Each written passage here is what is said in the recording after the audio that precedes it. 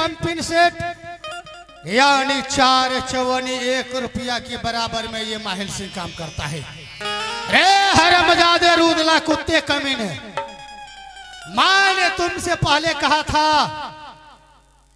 कि रूदल तो मेरे भागिन हो और मामा से झगड़ा मोल लेना अच्छा वाली बात नहीं है। तुम क्या सोचते हो कि मैं अपने भतीजी के लिए दल का पूरी से 3 सामान ला करके मैं तुमको हाजिर किया हो और तुम यहां से यात्रा करते हो कीर्ति सागर विजय सिंह के पास जाने की तैयारी करते हो ना। उससे पहले घोड़ा निकलेगा माहिल सिंह का। कीर्ति सागर में जाकर के विजय सिंह को उल्टा सीधा पढ़ा करके कारी देवे बिना सहयो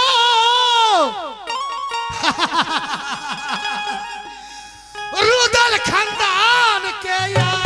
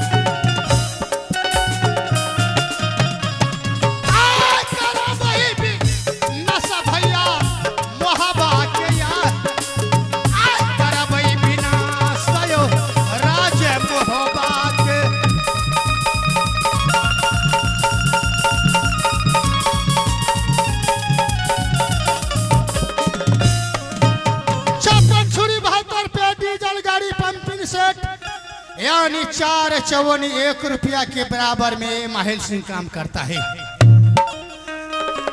जब तक ये रुदला मरेगा नहीं तब तक मैं इसका पीछा नहीं छोड़ूंगा, विनाश कर दूंगा इसको। जब मैंने अपने बहन देवला को विधवा बना दिया उसी तरह जब मैं बहन को विधवा बना दिया तो भगना और भगिन पुतों की मारू ऐसी की तैसी हरमजादी को। अब मैं चलता हूं यहां से कीर्ति सागर। तो सरगम सरगम माहिल निकलै छै बराबर है यो जाय आ रात राम आबै बाबू ना यो दिन धाबे।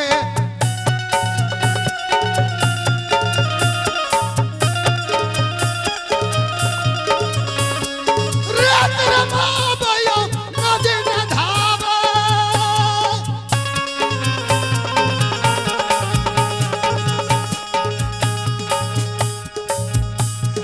ना रहिया में करै छै राम चलल माहिल कीर्ति सागर।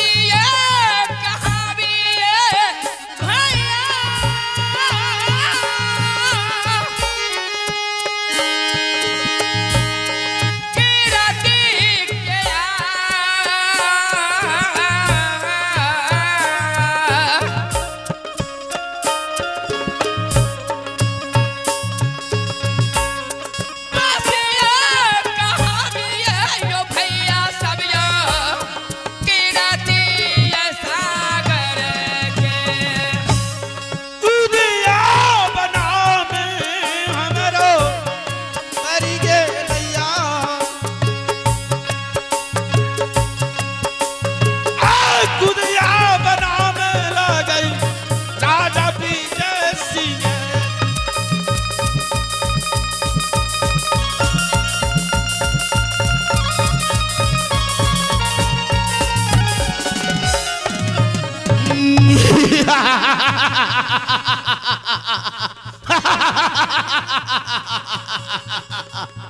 ये राज्य कृति सागर है, यहां का बादशाह मैं, मेरा नाम राजा विजय सिंह।